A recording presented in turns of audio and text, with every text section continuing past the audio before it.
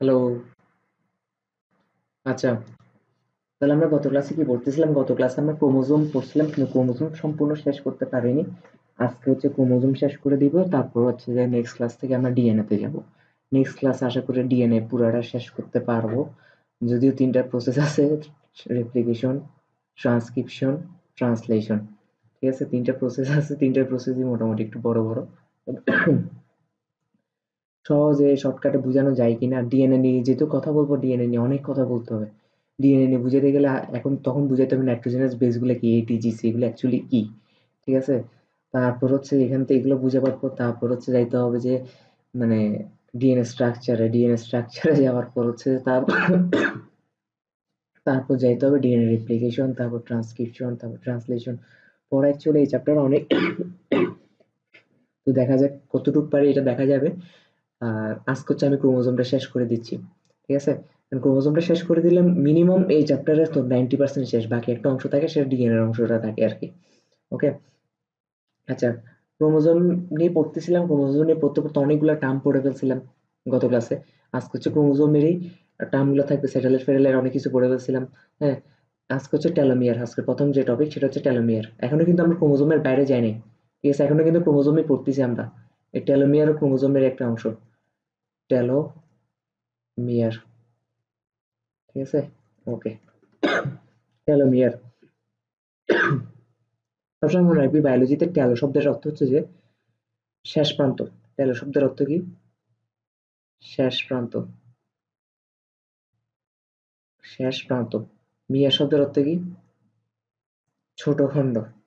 মিয়া শব্দের অর্থ কি? ছোট খণ্ড। ওকে, ছোট খণ্ড, শেষ প্রান্ত, ছোট খণ্ড। তার মানে এটা দ্বারা আমি এখন একটা চিত্র আঁকি, ক্রোমোজোমের চিত্র আঁকি। ক্রোমোজোমের চিত্রটা আঁকলে ক্লিয়ার হবে। সুন্দর করে একটা চিত্র আঁকি। ধর এটা একটা ক্রোমোজোম। তো ক্রোমোজোমটা লম্বালম্বি দুই ভাগে ভাগ হয়ে দুইটা ক্রোমাটিডে পরিণত হয়েছে আর কি, এটা তো জানার কথা। হুম, ওকে।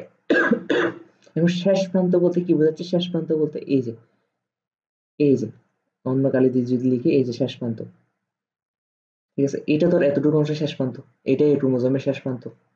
ঠিক আছে, এগুলো শেষ প্রান্ত না? শেষ প্রান্ত। ওকে।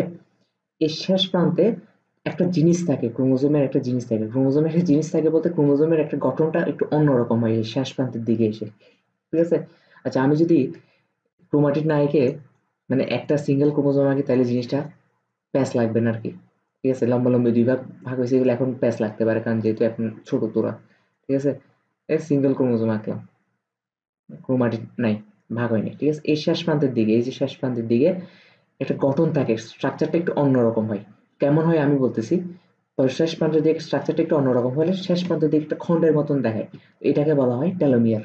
ঠিক আছে, এই যে এটার মতো এই খন্ডটাকে বলা হচ্ছে টেলোমিয়ার। ঠিক আছে, এখন কথা হচ্ছে কি থাকে, স্ট্রাকচারটা কেমন থাকে, সেটা আমি এখন বলবো। টেলোমিয়ার। ওকে। আচ্ছা, আমরা তো এটা তো শিওর যে এটা তো শিওর যে ক্রোমোজোম মানে ডিএনএ। ক্রোমোজোম মানে ডিএনএ। ক্রোমাটিড তন্তু মানে ডিএনএ, ভিতরে যা আছে এগুলো সব ডিএনএ। এটা তো শিওর। ভিতরে যা আছে এগুলো বাইরে হয়ে যাচ্ছে। ঠিক আছে, যাই হোক, যা আছে এগুলো ডিএনএ। আচ্ছা, ডিএনএ আমার কিভাবে গঠিত হয় ভাইয়া? ডিএনএ আবার দ্বিসূত্র এভাবে গঠিত হয়, তাই না? ডিএনএ। আচ্ছা, আমরা কি বলছিলাম? এর সাথে টি বাইন্ড করে। যদি এমন হয় যে এর সাথে আবার নিচেরটাও এর সাথে টি, আবার এর সাথে টি। ঠিক আছে, এর সাথে টি, নিচের আবার এর সাথে টি। ঠিক আছে, এরকম সিরিয়ালি শুধু একই সিকোয়েন্স দেখা যাচ্ছে। দেখ, একই সিকোয়েন্স, এর সাথে টি, এর সাথে টি, এর সাথে টি, একই সিকোয়েন্স দেখা যাচ্ছে। এই একই সিকোয়েন্স যখন দেখা যায়, এটাকে বলা হয় রিপিটেড সিকোয়েন্স। এটাকে কি বলা হয়? রিপিটেড। রিপিটেড মানে কি? পুনরাবৃত্তি হচ্ছে, সেম সিকোয়েন্স বারবার পুনরাবৃত্তি হচ্ছে। এটাকে বলা হচ্ছে কি? এটাকে বলা হচ্ছে repeated sequence. Repeated sequence. Okay, এটাকে কি বলা হচ্ছে? Repeated sequence. আচ্ছা, রিপিটেড সিকোয়েন্স মানে কি এটা বুঝতে পারছি। আর টেলোমিয়ারের মধ্যে ঠিক রিপিটেড সিকোয়েন্সই থাকে। টেলোমিয়ারের মধ্যে কি থাকে ভাইয়া? টেলোমিয়ারের মধ্যে এই রিপিটেড সিকোয়েন্সই থাকে। আমি যদি তার মানে এই অংশের একটু অনুবীক্ষণ যন্ত্র দিয়ে দেখি, এই যে শেষ প্রান্তে অ্যাকচুয়ালি কি থাকে, অ্যাকচুয়ালি শেষ প্রান্তে থাকে রিপিটেড সিকোয়েন্স থাকে, ডিএনএ রিপিটেড সিকোয়েন্স দিয়ে তৈরি এই টেলোমিয়ারটা। বুঝতে পারছি? ডিএনএ রিপিটেড সিকোয়েন্স দিয়ে তৈরি। শেষ প্রান্তে আশা করি কি থাকে বুঝতে পারছে। সবসময় যে এইটি থাকবে এমন না, এমনও থাকতে পারে জিসি, জি সি কার জি এর সাথে সি বাইন্ড করে, আবার জিসি, আবার জিসি, হোয়াট এভার। তো মোট কথা হচ্ছে রিপিটেড সিকোয়েন্স থাকবে ক্রোমোজোমের শেষ প্রান্তে। আশা করি বুঝতে পারছি। আচ্ছা, এখন এই জি যেটা, এটাকে বলা একটা বেস, সি যেটা এটাকে বলা হয় একটা বেস, ঠিক আছে? এ যেটা এটাকে বলা হয় একটা বেস, টি যেটা এটাকে বলা হয় একটা বেস। বেস মানে কি? বেস মানে কি? বেস মানে হচ্ছে ক্ষারক। বেস মানে কি? ক্ষারক, ঠিক আছে? এগুলোকে কেন ক্ষারক বলা হয়, কেন এগুলো হচ্ছে নাইট্রোজেন ঘটিত ক্ষারক আর কি, এগুলোকে বলা হয় নাইট্রোজেন ঘটিত ক্ষারক। কেন ক্ষারক? এগুলো হচ্ছে যখন ডিএনএ স্ট্রাকচার ফুললি পড়াবো তখন বলবো, বাট আপাতত যেটা জেনে রাখ, এগুলো হচ্ছে, এগুলো প্রতিটাকে বেস বলা হয়। এ একটা বেস, টি একটা বেস, জি একটা বেস, সি একটা বেস। বুঝতে পারছি? আচ্ছা, যেহেতু দেখ বেসগুলো কখনো একলা একলা থাকে না, জোড়া আকারে থাকে, দেখ জোড়া আকারে আছে, দেখ জোড়া আকারে আছে, বেসগুলো সবগুলো জোড়া আকারে আছে। তাহলে এটাকে আমরা বলতে পারি বেস পেয়ার। বেস পেয়ার বলতে পারি কিনা? বেস পেয়ারকে সংক্ষেপে কি বলে? বিবি বলে। এটাকে বিবি আবার ব্লাড প্রেশার ভাবিস না, ঠিক আছে? বেস পেয়ার বলতে পারি, ঠিক আছে? আচ্ছা, তার মানে আমরা এটা বলতে পারি টেলোমিয়ার, এই যে এখানে যে স্ট্রাকচারটা আছে টেলোমিয়ার, এখানে যে শেষ প্রান্তে যে স্ট্রাকচারটা আছে এখানে এই জায়গায়, এই জায়গায়, হ্যাঁ, এই জায়গায় হচ্ছে যে মানে ইয়া দ্বারা গঠিত, অনেকগুলা বেস পেয়ারের সেম বেস পেয়ার নিয়ে গঠিত। এই যে এটি এটি এটি এটি same sequence, same repeated sequence নিয়ে গঠিত। জিনিসটা বুঝাতে পারছি কিনা বল? সেম রিপিটেড সিকোয়েন্স নিয়ে গঠিত। ওকে, আচ্ছা, তার মানে সেম বেস পেয়ার দ্বারা গঠিত, অনেকগুলো সেম বেস পেয়ার দ্বারা গঠিত। ওকে, এখন হচ্ছে আমাদের একটা জিনিস করতে হবে, যেটা এমসিকিউর জন্য খুব ইম্পর্টেন্ট। সদ্যজাত শিশুতে, সদ্যজাত শিশুতে মানে মাত্র শিশুরা জন্মেছে, শিশুতে এই টেলোমিয়ারে ৮০০০ বেস পেয়ার থাকে। টেলোমিয়ারের দৈর্ঘ্যটা কত হয়? ৮০০০ বেস পেয়ার। টেলোমিয়ারের দৈর্ঘ্য কত? দৈর্ঘ্য বলতে কি বোঝাচ্ছে, যেমন আমি যে একটা এক্সাম্পল তোদেরকে বোঝাবার জন্য যে একটা চিত্র রাখছি, এখানে দেখ কয়টা বেস পেয়ার আছে, একটা বেস পেয়ার আছে, দুইটা বেস পেয়ার আছে, তিনটা বেস পেয়ার আছে, চারটা বেস পেয়ার আছে, পাঁচটা বেস পেয়ার আছে। এই যে পাঁচটা বেস পেয়ারের জন্য একটা দৈর্ঘ্য আছে না? এই যে এটা একটা দৈর্ঘ্য না?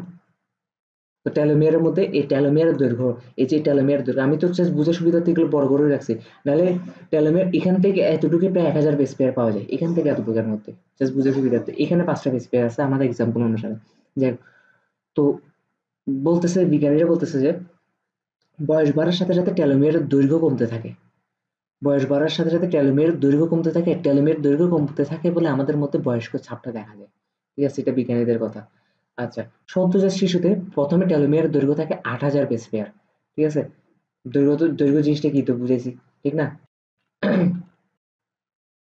৮০০০ বেস পেয়ার টেলোমিয়ারের দৈর্ঘ্য। আচ্ছা, উপরে লিখে দিই টেলোমিয়ারের, টেলোমিয়ারের দৈর্ঘ্য। ওকে, আচ্ছা, ৮০০০ বেস পেয়ার সদ্যজাত শিশুতে। ৩৫ বছর হয়ে গেলে টেলোমিয়ারের দৈর্ঘ্য কমে যাবে। ৩৫ বছরে তখন টেলোমিয়ারের দৈর্ঘ্য ৮০০০ বেস পেয়ার থেকে নেমে ৩৫০০ বেস পেয়ার হয়। হ্যাঁ, ৩৫০০ বেস পেয়ার হয়। তারপর হচ্ছে ৬৫ বছরে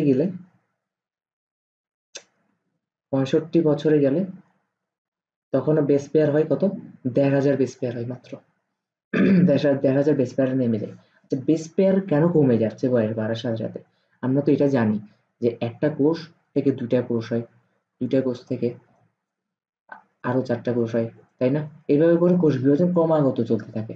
এখন আমার কথা হচ্ছে এখানে যে ক্রোমোজোম গুলো টেলোমিয়ার ছিল, এখানে যে ক্রোমোজোম গুলো ছিল, এই ক্রোমোজোম গুলো তো এখানেও যায় এখানেও যায়, তাই না? আমরা তো মেটাফেজ কোষ বিভাজন পড়ছি, সেম ক্রোমোজোম এখানেও যাচ্ছে এখানেও যাচ্ছে, ক্রোমোজোম কিন্তু যাইতেই আছে সেমটা, যেটা একদম শুরুতে মাতৃ ক্রোমোজোমে ছিল, তাই না? এই কোষ বিভাজন বারবার যাচ্ছে, সেম ক্রোমোজোমটা যাচ্ছে, কিন্তু টেলোমিয়ারের দৈর্ঘ্য একটু একটু করে কমতেছে।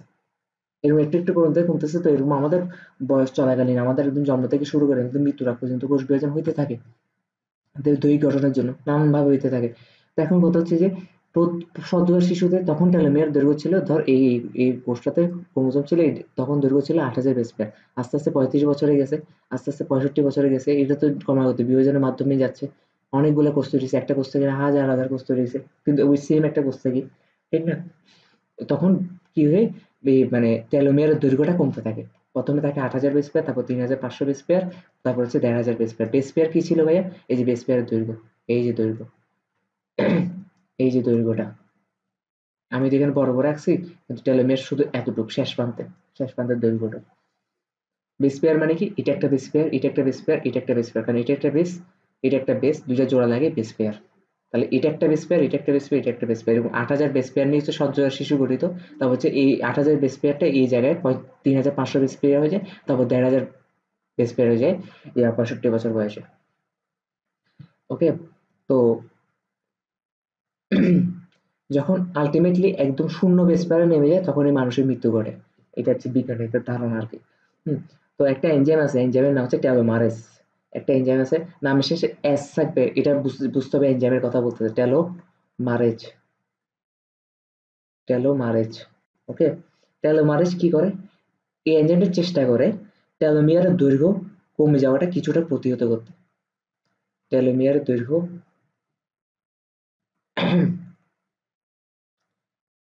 দৈর্ঘ্য কমে যাওয়াটা কিছুটা প্রতিহত করতে, কমে যাওয়াটা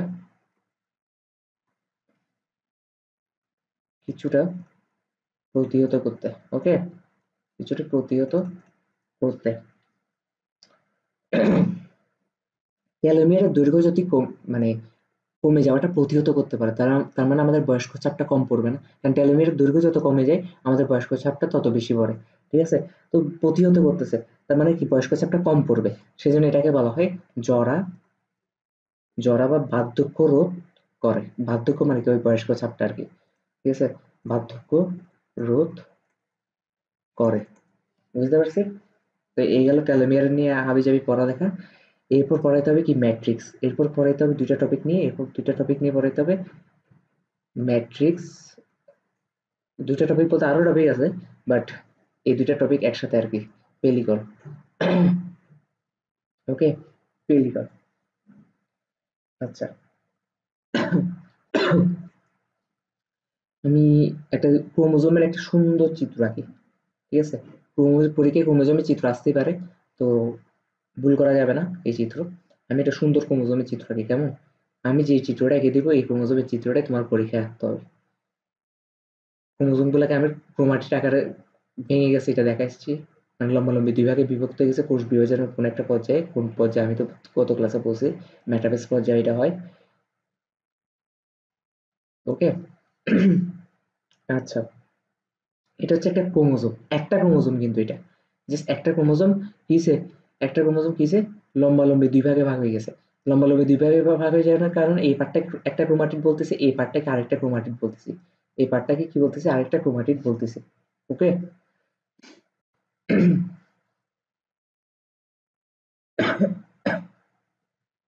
তাহলে এই পার্টটাকে একটা ক্রোমাটিড বলতেছে, এই পার্টটাকে একটা ক্রোমাটিড বলতেছে, আর পুরাটা মিলে একটা একটা কিন্তু ক্রোমোজোম। আচ্ছা, ক্রোমোজোমের ভিতর কি থাকে? ক্রোমাটিন। এখন বলতে পারো যে ভাই আবার ক্রোমাটিন কেন বলছে? একটু আগে তো ডিএনএ বলছে। ইচ্ছা করে তোমাকে বলছি, ইচ্ছা করে। কারণ ক্রোমোজোমের মধ্যে কি শুধু ডিএনএ থাকে? ডিএনএ এর উপর হিস্টোন প্রোটিন গুলো থাকে না? আর হিস্টোন প্রোটিন সহ ডিএনএ কে কি বলা হয়? ক্রোমাটিন বলা হয়। ঠিক আছে? এখন একটু ডিটেলসে বলছি, কিন্তু মেইন অংশ ডিএনএ, জাস্ট হিস্টোন প্রোটিন থাকার কারণে এগুলোকে আমরা কি বলতেছি? কি বলতেছি দেখি বলতো? ক্রোমাটিন বলতেছি। ওকে, ক্রোমাটিন থাকে। খুব ভালো কথা। এই যে, এই যে দেখ, এ দেখ, ক্রোমোজোমকে ঘিরে একটা পাতলা আবরণ দেখা যাচ্ছে না? হলুদ যে আবরণটা ক্রোমোজোমকে ঘিরে আছে, মানে ডিএনএ ক্রোমাটিন তন্তুকে ঘিরে একটা পাতলা আবরণ দেখা যাচ্ছে না? হলুদের পাতলা আবরণ। এই পাতলা আবরণটাকে বলা হয় পেলিকল। এই পাতলা আবরণটাকে কি বলা হচ্ছে ভাইয়া? এই পাতলা আবরণটাকে বলা হচ্ছে পেলিকল। এখন পেলিকল কি আসলে আছে কি নাই, এটা নিয়ে বিজ্ঞানীদের মধ্যে একটা বিতর্ক আছে। ঠিক আছে? ম্যাক ক্লিনটন, কোন কোন বিজ্ঞানী? এ দেখ, ম্যাক ক্লিনটন, ম্যাক ক্লিনটন, তারপর হচ্ছে কি সোয়ানসন, ঠিক আছে, সোয়ান সোয়ানসন। ওরা বলছে কি, ওরা বলছে যে পেলিকল আছে, ওরা বলছে কি পেলিকল, পেলিকলের অস্তিত্ব আছে, পেলিকল আছে। আবার কিছু বিজ্ঞানী আছে যাদের নাম হচ্ছে কি ডার্লিংটন, ঠিক আছে, ডার্লিংটন। তারপর হচ্ছে কি ছিল, নডিকফ, নডিকফ। তারপর হচ্ছে কি রিস, রিস। এরা কি বলছে, এরা বলছে পেলিকল নাই, পেলিকল নাই, ঠিক আছে। ক্রোমাটিন তন্তুগুলো এমন ভাবে ভাঁজ হয় যেখানে স্ট্রাকচারটা এইভাবে তৈরি হয়, ঠিক আছে, বাইরের আবরণটা নাই। বুঝতে পারছি কিনা বলতো? এই গেল পেলিকল, পেলিকল মানে কি বুঝতে পারছি। আর ম্যাট্রিক্স মানে কি, ম্যাট্রিক্স মানে কি, এটা কি আসলে বুঝতে হবে? আচ্ছা, ধরলাম পেলিকল আছে, হলুদ আবরণটা পেলিকল, হলুদ আবরণের ভিতর যে সাদা সুতা দেখা যাচ্ছে এগুলো হচ্ছে ক্রোমাটিন তন্তু, কারণ ডিএনএ আর হিস্টোন প্রোটিন আছে। এই হলুদ অংশ ছাড়া আর সাদা অংশ ছাড়া মাঝখানে কালো অংশগুলো দেখতেছো, যেগুলোর উপর এগুলো অবস্থান করতেছে, মাঝখানে কালো অংশগুলো, মাঝখানে যে কালো অংশ, এই কালো অংশগুলোকে বলা হচ্ছে ম্যাট্রিক্স। এই কালো অংশগুলোতে কি কি থাকে, এই কালো অংশগুলোতে থাকে বিভিন্ন ধরনের প্রোটিন আর আরএনএ। এই কালো অংশগুলোতে এই যে ফুটা ফুটা দিচ্ছি, এগুলো হচ্ছে প্রোটিন আরএনএ, এই কালো অংশগুলোতে ম্যাট্রিক্সে। এগুলোতে দেখলে মনে হয় যে আসলে কিছু নেই, এই ম্যাট্রিক্সও আছে। এগুলাকে বলা হচ্ছে, এখানে কি থাকে, এখানে থাকে যে প্রোটিনে আর হচ্ছে যে কি আরএনএ। আর এই অংশটাকে কি, কালো অংশটাকে কি বলতেছি আমরা, কালো অংশটাকে আমরা বলতেছি ম্যাট্রিক্স, ম্যাট্রিক্স, ঠিক আছে। আর ম্যাট্রিক্সে কি থাকে, protein plus RNA, protein plus কি থাকে, আরএনএ থাকে। বুঝতে পারছি? তাহলে ম্যাট্রিক্স কি, পেলিকল কি, সব বুঝাই পারলাম। এখন একটা হচ্ছে ক্রোমোজোমের সুন্দর একটা চিত্র আঁকবো আর কি আমরা। হুম। আচ্ছা, ক্রোমোজোমের সুন্দর চিত্র না আঁকি এটার উপরে আমরা লিখে দিই। আচ্ছা, ক্রোমোজোমের সুন্দর চিত্র আঁকতে গেলে এই অংশটাকে আমরা কি বলবো, এই অংশটাকে আমরা চিহ্নিত করে দিব, এই অংশটাকে আমরা বলবো টেলোমিয়ার, এই অংশটাকে আমরা কি বলবো, টেলোমিয়ার, ঠিক আছে। আর এই জায়গায় একটা ভাঁজ হয়, এটাকে আমরা কি বলছিলাম, মুখ্যকুঞ্চন, ঠিক আছে, মুখ্যকুঞ্চন, মুখ্যকুঞ্চন, ঠিক আছে। আচ্ছা, তারপর এখানে আমরা কি বলছিলাম, এটা হচ্ছে সেন্ট্রোমিয়ার, মাঝখানের যে বোলাটা এটা হচ্ছে কি সেন্ট্রোমিয়ার, সেন্ট্রোমিয়ার, ঠিক আছে। সেন্ট্রোমিয়ার কি লিখতেছি কি জানে, সেন্ট্রোমিয়ার। আচ্ছা, সেন্ট্রোমিয়ারের চারপাশে কি থাকে, এই যে কাইনেটোকোরের প্রোটিন থাকে, কাইনেটোকোর থাকে বলছিলাম, এখন তো এগুলো পারার কথা, এখন এগুলো না পারলে তো নাই, কাইনেটোকোর থাকে, ঠিক আছে, কাইনেটোকোর, কাইনেটোকোর প্রোটিন থাকে।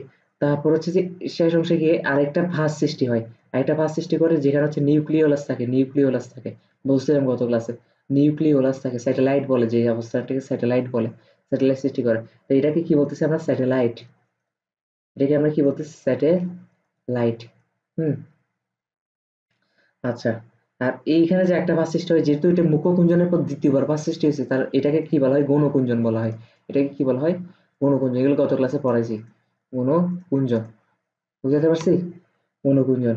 আর এটাকে একটা কি বলা হয়, এটাকে একটা বাহু বলা হয় না, এটা একটা বাহু, এটা একটা বাহু। বাহু কাকে বলে এটাও বলছি আমি, সেন্টিমিটারের দুই পাশে দুই অংশকে বাহু বলে, ঠিক আছে। এটা কি একটা বাহু, এটা একটা বাহু, তার মানে এটা হচ্ছে ওভারঅল একটা ক্রোমোজোম, এটা আঁকতে বলবে পরীক্ষার খাতায়। না পারলে মায়ের, না পারলে কি করতে হবে, মায়ের দিতে হবে তোমাকে। বুঝতে পারছি? তাহলে আশা করি পারবে এটা। হুম। তারপর হচ্ছে ক্রোমোজোমের প্রকারভেদ। এখন আমরা কি পড়বো, এখন আমরা পড়বো হচ্ছে ক্রোমোজোমের প্রকারভেদ, ক্রোমোজোমের প্রকারভেদ। আচ্ছা, ক্রোমোজোমের প্রকারভেদ, এটা না পারার কিছুই নেই, এটা না পারার কি নেই, কিছুই নেই। এটা দুনিয়ার সব থেকে ইজি একটা জিনিস, দুনিয়ার সব থেকে কি জিনিস, ইজি একটা জিনিস। আচ্ছা, প্রথম কথা হচ্ছে ক্রোমোজোম প্রকারভেদ নানা জিনিসের উপর ভিত্তি করে করা হয়েছে। প্রথম যে ভিত্তিটা সেটা হচ্ছে যে সেন্ট্রোমিয়ারের সংখ্যা অনুযায়ী ক্রোমোজোমের প্রকারভেদ। প্রথম এক নাম্বার আমরা করবো কি, সেন্ট্রোমিয়ারের সংখ্যা অনুযায়ী যে প্রকারভেদটা করা হয়েছে, সেন্ট্রোমিয়ারের, সেন্ট্রোমিয়ারের সংখ্যা অনুযায়ী, সেন্ট্রোমিয়ারের সংখ্যা অনুযায়ী, ওকে, সেন্ট্রোমিয়ারের সংখ্যা অনুযায়ী। আচ্ছা, সেন্ট্রোমিয়ারের সংখ্যা অনুযায়ী ক্রোমোজোমকে কয় ভাগে ভাগ করা হয়েছে, 5 ভাগে। ক্রোমোজোমের, ক্রোমোজোমকে কয় ভাগে ভাগ করা হয়েছে, 5 ভাগে। এক ভাগ হচ্ছে কি, যার নাম হচ্ছে মনোসেন্ট্রিক। নাম শুনে আশা করি এখনো বুঝে যাওয়ার কথা। যাই হোক, মনোসেন্ট্রিক। মনোসেন্ট্রিকটা কি? মনো শব্দের অর্থ কি ভাইয়া? আচ্ছা, এগুলো আমি পরে বুঝাবো, আগে কি কিভাবে ভাগ করেছি সেটা বলি। মনোসেন্ট্রিক, ডাইসেন্ট্রিক, ডাইসেন্ট্রিক আমি আর ইয়া লিখতেছি না, ঠিক আছে। তারপর হচ্ছে কি পলিসেন্ট্রিক, লিখতেছি না আর। হুম। তারপর হচ্ছে কি ডিফিউজড। তারপর হচ্ছে কি ডিফিউজড, ডিফিউজড। হ্যাঁ। তারপর হচ্ছে কি অ্যাক্রোসেন্ট্রিক। তারপর হচ্ছে কি অ্যাক্রোসেন্ট্রিক। ওকে। সেন্ট্রিক আর লিখতেছি না। প্রথম কথা হচ্ছে সেন্ট্রিক মানে কি? সেন্ট্রিক মানে হচ্ছে সেন্ট্রোমিয়ার। সেন্ট্রিক মানে কি? সেন্ট্রোমিয়ার, সেন্ট্রোমিয়ার, ঠিক আছে। মনো মানে কি? এক, শেষ। তার মানে যে ক্রোমোজোমে একটা মাত্র সেন্ট্রোমিয়ার থাকে তাকে মনোসেন্ট্রিক বলে। ডাইসেন্ট্রিক মানে কি? দুই, তার মানে দুইটা সেন্ট্রোমিয়ার থাকবে। পলিসেন্ট্রিক মানে কি? দুইয়ের অধিক। হ্যাঁ, এটাকে কি আমরা লিখি গ্রেটার দেন টু লিখি, গ্রেটার দেন টু, দুইয়ের অধিক।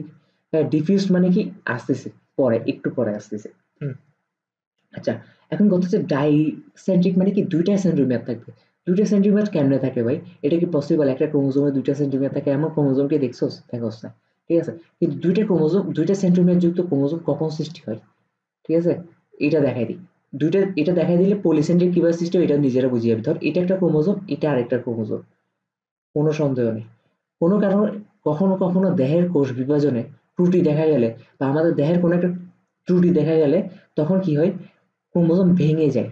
ধর এই ক্রোমোজোমটা এই জায়গায় ভেঙে গেছে, এই ক্রোমোজোমটা এই জায়গায় ভেঙে গেছে, ঠিক আছে। তাহলে ক্রোমোজোমের এটা একটা পার্ট, এটা একটা পার্ট, আবার এটা একটা পার্ট, এটা একটা পার্ট। এই ভেঙে গেলে কি হয়? তখন এই দুইটা পার্ট যোগ হয়ে যায়। এই দুইটা পার্ট যোগ হয়ে গেলে তখন ব্যাপারটা কেমন দেখায়? ব্যাপারটা এমন দেখাবে না কোনো ক্রোমোজোমই নেই, কারণ এই দুইটা পার্ট জাস্ট ভেঙে ভেঙে যাওয়া, এতটুকু অংশ আর এতটুকু অংশ জোড়া লাগছে। কোনো ক্রোমোজোমই নেই, সরি কোনো ক্রোমোজোম বলতেছি, কোনো সেন্ট্রোমিয়ার নেই, ঠিক আছে এইটাতে। কিন্তু আবার এই দুইটা পার্ট যদি জোড়া লেগে যায় তখন চিত্রটা কি এমন দেখাবে না? ভাই দেখি বলো তো, এমন দেখাবে কিনা বল, এমন দেখাবে কিনা বল। ধর এই একটা উল্টা ভাবে আঁকতেছে আর কি, একটা উল্টা ভাবে আঁকতেছে, এমন দেখাবে কিনা বলতো? এই যে এরা যদি এবার জোড়া লেগে যায়, ঠিক আছে, এটা পুরাটা মিলে একটা ক্রোমোজোম যেখানে সেন্ট্রোমিয়ার একটা, দুইটা, দুইটা সেন্ট্রোমিয়ার দেখা যাচ্ছে। তাহলে ডাইসেন্ট্রিক কিভাবে তৈরি হয় বুঝাতে পারছি? এভাবে হচ্ছে ডাইসেন্ট্রিক তৈরি হয়। এবার পলিসেন্ট্রিক তৈরি হতে পারে না, তিনটা তৈরি হতে পারে, তিনটা ক্রোমোজোম ভেঙে যাবে, ভেঙে যাওয়া অংশগুলো জোড়া লাগবে, তো তিনটা সেন্টিমিটার তৈরি হইতেই পারে, ঠিক আছে। এটাও গেল কি ডাইসেন্ট্রিক কিভাবে তৈরি হয়, পলিসেন্ট্রিক কিভাবে তৈরি হয় বুঝাতে পারছি। এখন কথা হচ্ছে ডিফিউজ মানে কি? ডিফিউজ মানে হচ্ছে যে ছড়িয়ে ছিটিয়ে থাকা, ছড়ানো ছিটানো, ছড়ানো ছিটানো। মানে এসব ক্রোমোজোমে সেন্ট্রোমিয়ারটা ছড়াই ছিটিয়ে থাকে, তাই অবস্থান জানা যায় না। সেন্ট্রোমিয়ারের সঠিক অবস্থান জানা যায় না। ক্রোমোজোমের কোন জায়গায় সেন্ট্রোমিয়ার আছে সেটা জানা যায় না। সেন্ট্রোমিয়ারের অবস্থান জানা যায় না, কারণ যেটা ছড়াই ছিটিয়ে থাকে। সেন্ট্রোমিয়ারের সঠিক অবস্থান জানা যায় না, সঠিক অবস্থান জানা যায় না। কোথায় জানা যায়? ক্রোমোজোমের ভিতর সেন্ট্রোমিয়ারের অবস্থানটা কোথায়, ঠিক আছে, জানা কি যায় না। বুঝতে পারছে? অ্যাক্রো মানে কি? বায়োলজিতে এ ওয়ার্ডটা থাকবে, এই ওয়ার্ডটা থাকবে মানে কি? না। না মানে কি? সেন্ট্রোমিয়ার নাই, অ্যাক্রোসেন্ট্রিক, বাকি ওয়ার্ডটা সেন্ট্রিক, মানে সেন্ট্রোমিয়ার নাই। সেন্ট্রোমিয়ার নাই কখন হয়? এই যে একটু আগে তো এই চিত্রটা আঁকছে, এই যে সেন্ট্রোমিয়ার নেই। আশা করি বুঝাই বলতে পারছি অ্যাক্রোসেন্ট্রিক কি। ওকে। আচ্ছা, এখান থেকে একটা এমসিকিউ খুবই ইম্পর্টেন্ট, সেটা হচ্ছে ডাইসেন্ট্রিক কোথায় পাওয়া যায়? ডাইসেন্ট্রিক হচ্ছে যে গমে পাওয়া যায়, গমের ক্রোমোজোমে ডাইসেন্ট্রিক দেখা যায়, গমে পাওয়া যায়। এগুলা সবগুলো এমসিকিউর জন্য ইম্পর্টেন্ট। এমসিকিউর জন্য কি 5 স্টার। ওকে। এটা গেল কি সেন্টিমিটারের সংখ্যার উপর ভিত্তি করে ক্রোমোজোমকে ভাগ করছে। এখন কিসের উপর ভাগ করব? এখন ভাগ করবো যে আমরা কি বলে, আচ্ছা একটা জিনিস বাদ দিচ্ছি মনে হয়, দেখছিস কত কিছু বাধা রাখা যায়। এখান থেকে একটা জিনিস বাদ দিচ্ছি আমি। আচ্ছা, অ্যাক্রোসেন্ট্রিক, ঠিক আছে, অ্যাক্রোসেন্ট্রিক এরা কোষ বিভাজনে অংশগ্রহণ করে না, কোষ বিভাজনে অংশগ্রহণ করবে না। কেন করবে না এটা তো তুই বুঝার কথা। কোষ বিভাজনে অংশগ্রহণ করবে না কারণ ওদের সেন্ট্রোমিয়ার নাই, সেন্ট্রোমিয়ার কাজ কি করতো? সেন্ট্রোমিয়ার হচ্ছে স্পিন্ডল তন্তুর সাথে যুক্ত হইতো না, কারণ সেন্ট্রোমিয়ার দুই পাশে কি পাওয়া যেত? কাইনেটোকোর প্রোটিন পাওয়া যেত।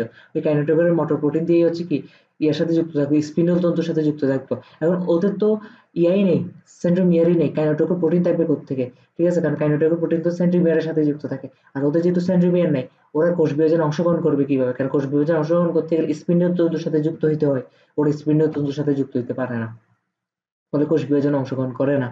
তাহলে আমি যা যা বলছি এটা কি নিজের ভাষায় খাতা লিখতে পারবি কিনা? অ্যাক্টোসেন্ট্রিক কেন কোষ বিভাজনে অংশগ্রহণ করে না? ওকে। আচ্ছা, এখনো আমাদের ক্রোমোজোমের প্রকারভেদ শেষ হয়নি, এখনো ক্রোমোজোমের প্রকারভেদ হচ্ছে। এবার সেন্ট্রোমিয়ারের অবস্থান অনুযায়ী, ঠিক আছে, এবার আমরা কি করবো? সেন্ট্রোমিয়ারের অবস্থান অনুযায়ী, সেন্ট্রোমিয়ারের অবস্থান অনুযায়ী, সেন্ট্রোমিয়ারের অবস্থান অনুযায়ী,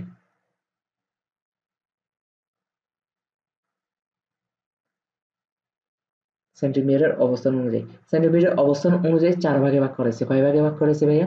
4 ভাগে ভাগ করেছে। কয় ভাগে? 4 ভাগে। কি কি সেটা আমরা একটু দেখব। ওকে। প্রথমটা হচ্ছে মেটাসেন্ট্রিক, মেটা সেন্ট্রিক। তারপরটা হচ্ছে কি? সাব মেটাসেন্ট্রিক, সাব মেটা মেটাসেন্ট্রিক লিখে ফেলতেছে, সাব মেটাসেন্ট্রিক। সাব মেটাসেন্ট্রিক, ঠিক আছে, আমি আর লিখতেছি না। তারপর হচ্ছে কি অ্যাক্টোসেন্ট্রিক, তারপর হচ্ছে কি টেলোসেন্ট্রিক। ওকে।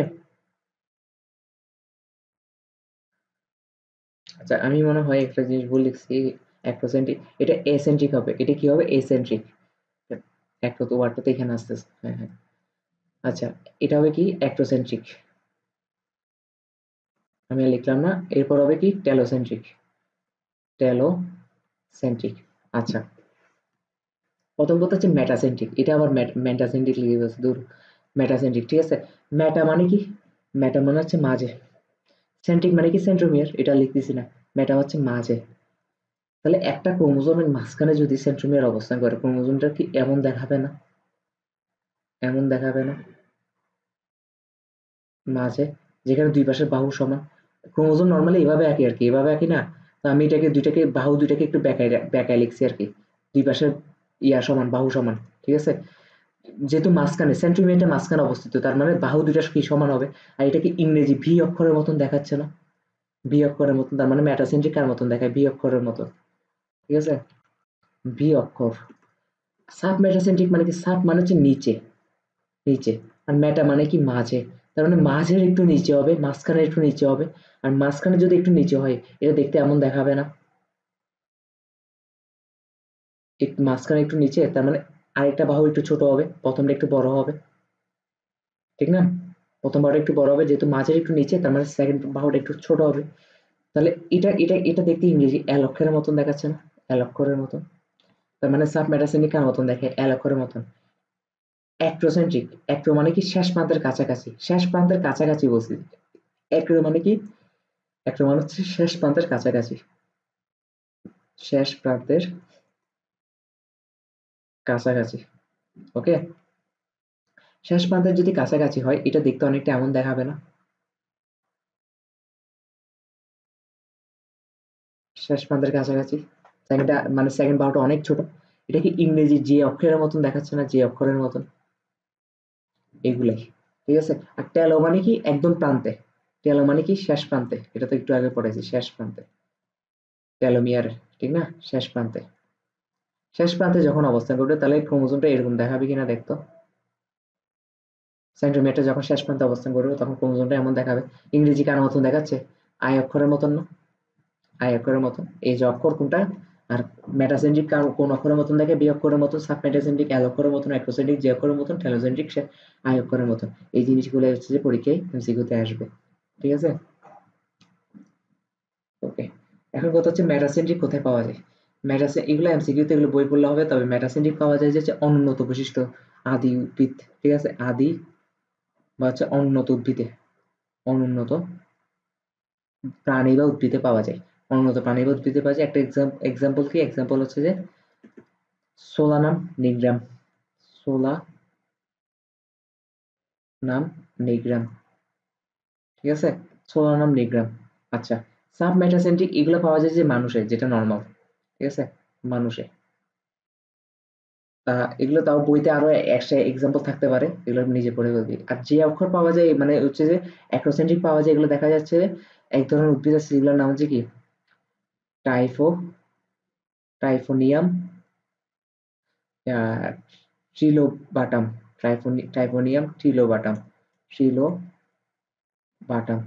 ওকে, টাইফোনিয়াম ট্রিলোবাটাম, ওকে। আর টেলোসেন্ট্রিক হচ্ছে সহজে কোনো জায়গায় পাওয়া যায় না, উদ্ভিদও পাওয়া যায় না, প্রাণীতেও পাওয়া যায় না, এগুলো ব্যতিক্রম জিনিস, টেলোসেন্ট্রিক নর্মালি কোথাও পাওয়া যায় না। তো এক্সাম্পল গুলো বইতে আরো 100 2টা 3টা থাকতে পারে, এগুলো নিজেরা পড়ে ফেলবি, ঠিক আছে। আমি তো জাস্ট মেইন জিনিসটা বুঝিয়ে দিচ্ছি। এখন আরেকটা লাস্ট, সেটা হচ্ছে যে কি গ গ হচ্ছে কি দেহ গঠন ও লিঙ্গ নির্ধারণের বৈশিষ্ট্য অনুযায়ী, দেহ গঠন ও লিঙ্গ নির্ধারণ বৈশিষ্ট্য অনুযায়ী, লিঙ্গ নির্ধারণের বৈশিষ্ট্য অনুযায়ী, বৈশিষ্ট্য অনুযায়ী, ওকে। প্রথম কথা হচ্ছে এগুলো পড়াইছি ভাই, এগুলো একটু এই গত ক্লাসে পড়াইছি। সেটা হচ্ছে 1 নম্বর হচ্ছে কি অটোজোম, অটোজোম। আর 2 নম্বর হচ্ছে কি সেক্স ক্রোমোজোম। এগুলোকে বুঝতে হবে, বুঝতে হবে না, ঠিক আছে। আচ্ছা তাও একটু বুঝি। অটো মানে কি? অটো মানে হচ্ছে কমন, কমন, হ্যাঁ। আর সোম মানে তো ক্রোমোজোম, ঠিক আছে, কমন ক্রোমোজোম। কমন কেন? ছেলে মেয়ে উভয়তেই থাকে, ছেলে মেয়ে উভয়তেই থাকে, উভয়তেই থাকে। হুম। আর সেক্স ক্রোমোজোম কি? সেক্স ক্রোমোজোম হচ্ছে যে মেয়েদের ক্ষেত্রে এক্স এক্স, ছেলেদের ক্ষেত্রে এক্স ওয়াই, ঠিক আছে। এটা হচ্ছে ফিমেল, এটা হচ্ছে মেল। আচ্ছা, এক্স এক্স ওয়াই এগুলো জিনিসটা কি?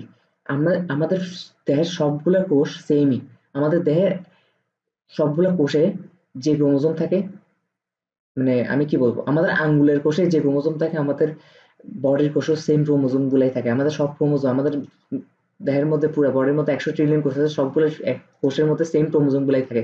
জাস্ট যে জায়গায় যে বৈশিষ্ট্য ইয়া করতে হবে, এক্সপ্রেস হইতে হবে, সেই বৈশিষ্ট্যগুলো এক্সপ্রেস হয়, সেই ক্রোমোজোম গুলো কাজ করে, ঠিক আছে। কিন্তু সেম ক্রোমোজোমই থাকে সব কোষে। তাহলে আমরা যদি এখন একটা কোষ আঁকি, কোষ আঁকি, এটা তো কোষের নিউক্লিয়াস, একটা কোষের নিউক্লিয়াস, এখানে 46টা ক্রোমোজোম থাকবে। 46টা মানে কি 23 জোড়া, 23 জোড়া মানে কি দুইটা মাত, একটা মাত থেকে একটা বাবা থেকে, একটা মাত থেকে একটা বাবা থেকে, একটা মাত থেকে একটা বাবা থেকে, এরকম 23 জোড়া। 23 জোড়ার মধ্যে প্রথম 22 জোড়া হচ্ছে কি অটোজোম। অটোজোম মানে কি প্রথম 22 জোড়া, ঠিক আছে। অটোজোম কয় জোড়া? 22 জোড়া, 22 জোড়া, ঠিক আছে। 22 জোড়া হচ্ছে কি অটোজোম। এরা কি করে? দেহের গঠন করে। এই ক্রোমোজোম গুলো কোথায় ভূমিকা রাখে? দেহের গঠন, দেহের স্ট্রাকচারে ভূমিকা রাখে, দেহের গঠন, গঠনের ভূমিকা রাখতেছে। আচ্ছা, এই অটোজোম গুলো ছেলেদেরও তা, মেয়েদেরও তা। মানে মেয়েদের ক্ষেত্রে এগুলো দেহের ভূমিকা দেহের গঠনের ভূমিকা রাখতেছে, ছেলেদের ক্ষেত্রে ছেলেদের মতন করে দেহের গঠনের ভূমিকা রাখতেছে, ঠিক আছে। কিন্তু ওদের কাজ একটাই, দেহের গঠন। হয়তো ছেলেদেরটা ছেলেদের মতন করে, মেয়েদেরটা মেয়েদের মতন করে, ওকে। এগুলো হচ্ছে 22 জোড়া। বাকি এক জোড়া থাকে, এক জোড়া থাকে সেক্স ক্রোমোজোম। ওই এক জোড়া যদি এক্স এক্স হয় তার মানে এটা মেয়ে, যদি এটা এক্স ওয়াই হয় তাহলে এটা কি ছেলে। এখন কথা হচ্ছে এগুলোর নাম এক্স ওয়াই কেন আসছে, ঠিক আছে। আমি একটা গল্প শোনাচ্ছি, শোন। মানে এক্স এক্স এক্স থাকলেই কেন মেয়ে, এক্স ওয়াই থাকলে কেন ছেলে, এগুলোর নাম কে দিছে? হ্যানকিং নামে একটা বিজ্ঞানী আছে, কি নাম? হ্যানকিং, ঠিক আছে। ও কি হচ্ছে নিউক্লিয়াসের কিছু উপাদান পতঙ্গের শুক্রাণু উৎপাদনের সাথে সম্পৃক্ত ছিল, ঠিক আছে। শুক্রাণু তার সব ক্রোমোজোম উৎপন্ন করে না, ঠিক আছে, এগুলো সেক্স ক্রোমোজোম উৎপন্ন করে। তো দেখা যাচ্ছে কি যে এক্স ওয়াই যেখানে থাকে, এই এই দুইটা ক্রোমোজোমের কারণে শুক্রাণু উৎপন্ন হচ্ছে। আবার এক্স এক্স যেখানে থাকে, এই দুইটা ক্রোমোজোমের কারণে ডিম্বাণু উৎপন্ন হচ্ছে। তাহলে লিঙ্গ নির্ধারণটা কেমন হয়েছে বুঝতে পারছি? বুঝছিস কিনা বল। এইখান থেকে হচ্ছে যে তখন অজানা রাশিকে আমরা এক্স ধরি না বা ওয়াই ধরি না। তো তখন তো বিজ্ঞানী এই দুইটার ক্রোমোজোমে আলাদা বৈশিষ্ট্য লক্ষ্য করতে পারছে, লক্ষ্য করতে পারলে কি করছে, তো ও একটা আলাদা নাম দিবে না, ও একটা নাম দিয়ে দিচ্ছে যে আচ্ছা এই দুইটার ক্রোমোজোমের নাম আমি এক্স রাখি। ছেলেদের ক্ষেত্রে আবার কয়েকদিন পর দেখছে যে মানে ডিম শুক্রাণু তৈরি হচ্ছে এক্স ওয়াই এর কারণে, এক্স ওয়াই দুইটা থাকার কারণে, তখন এটার নাম দিচ্ছে, তার মানে এটার নাম ওয়াই দি, ঠিক আছে। এটা হচ্ছে কথা। এখন কথা হচ্ছে, মনে রাখবি যে আমাদের যে ওয়াই ক্রোমোজোম আছে না, এই ওয়াই ক্রোমোজোমটা আমাদের পুরো বডির মধ্যে শুধু একটা বৈশিষ্ট্য নির্ধারণ করে, সেটা হচ্ছে কানের লোম। কানের লোম শুধু একটা মাত্র বৈশিষ্ট্য ওয়াই ক্রোমোজোম দ্বারা নির্ধারিত হয়। বাকিগুলো হচ্ছে যে কি, মানে লিঙ্গ নির্ধারণ করে আর কি। সেক্স ক্রোমোজোম কেমনে করে এটা বলছি, মানে এক্স ওয়াই কেমনে, জাস্ট নাম দিছে। তো এইভাবে করে আমাদের ক্রোমোজোম শেষ। পরবর্তীতে আমরা ডিএনএ তে ঢুকবো। তো এই ছিল আর কি।